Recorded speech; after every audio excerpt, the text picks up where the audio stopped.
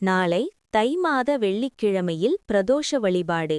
இப்படி செய்தால் தீரா கடன் தீர்ந்து செல்வம் கொளிக்கும். நாளை விஸ்வவாசு வருடம் தை மாதம் 3வது வெள்ளிக்கிழமையாகும். இந்த தை வெள்ளி திரியோதசி திதியில் வருவதால் சிவபெருமானுக்கு உகந்ததாக கருதப்படுகிறது.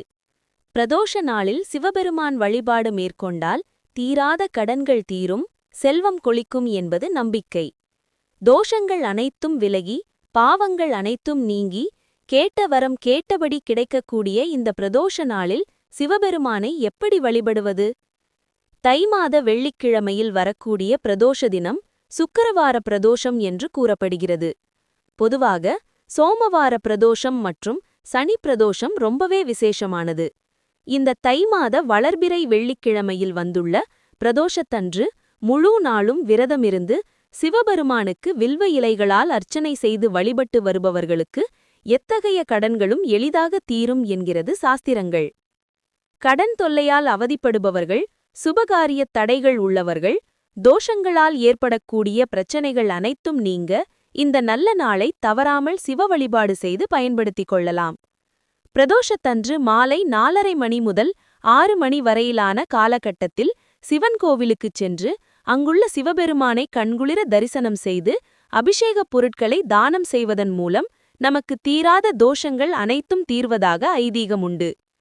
பால், விபூதி, தயிர், சந்தனம், பன்னீர், பஞ்சாமிர்தம் போன்ற ஏதாவது ஒரு அபிஷேகப் பொருளை உங்களால் முடிந்த மட்டும் நீங்கள் வாங்கி கோவிலுக்கு தானம் கொடுக்க வேண்டும்.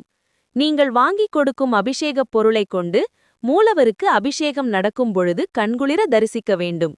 அது மட்டுமல்லாமல் சிவபெருமானை உங்கள் வேண்டுதல் போய் சென்றடைய நந்தி பகவானையும் வழிபட வேண்டும். நந்தியுடைய காதுகளில் நீங்கள் உங்களுடைய வேண்டுதல்களை வைத்தால் அது சிவபெருமானுக்கு நேரடியாக போய் சேரும் என்கிறது ஆன்மீகம். எனவே கோவிலுக்குச் சென்று நந்தி பகவானை தவறாமல் வழிபட்டு வாருங்கள். இந்நாளில் நந்தி பகவானுக்கு உரிய பரிகாரம் செய்ய பசுக்களுக்கு தானம் கொடுப்பது ரொம்பவே சிறப்புக்குரியதாக கருதப்படுகிறது. பசுவிற்கு பச்சரிசியை ஊற வைத்து அதனுடன் வெல்லம் கலந்து மஞ்சள் வாழைப்பழம் சேர்த்து தானம் கொடுக்க வேண்டும். கோவிலில் கொடுக்க முடியாவிட்டாலும் உங்கள் வீட்டிற்கு அருகிலிருக்கும் பசுக்களுக்கு இந்த தானத்தை நீங்கள் தவறாமல் கொடுத்து பயன்பெறலாம்.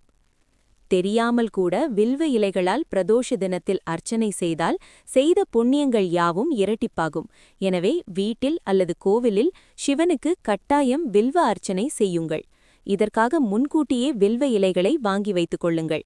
மேலும் பிரதோஷ நாளில் சோம சூக்த பிரதட்சண வலம் வருவது ரொம்பவே விசேஷமானது. இந்நாளில் அன்னதானம் செய்பவர்களுக்கு 7 ஜென்ம பாவங்களும் நீங்கும் என்ற ஐதீகம் உண்டு. உங்களால் முடிந்த அளவிற்கு அன்னதானம் செய்யுங்கள். யாராவது ஒருவருக்காவது உணவு பொட்டலம் வாங்கிக் கொடுங்கள். மேலும் சிவ ஸ்லோகங்கள் உச்சரிப்பது, சிவபுராணம் படிப்பது போன்றவற்றை நீங்கள் மேற்கொள்ளலாம். முழுநேர விரதமிருக்க முடியாதவர்கள் பாலும் பழமும் சாப்பிட்டு சிவ சிந்தனையில் ஈடுபடலாம். ஓம் நம சிவாய, ஓம் நம சிவாய, ஓம் நம சிவாய. இது போன்ற மேலும் பல கருத்துள்ள தெய்வீக வரலாறுகள், தன்னம்பிக்கை கதைகள் அனைத்தையும் கேட்க KYR யூடியூப் பேஜை சப்ஸ்கிரைப் பண்ணவும். நன்றி.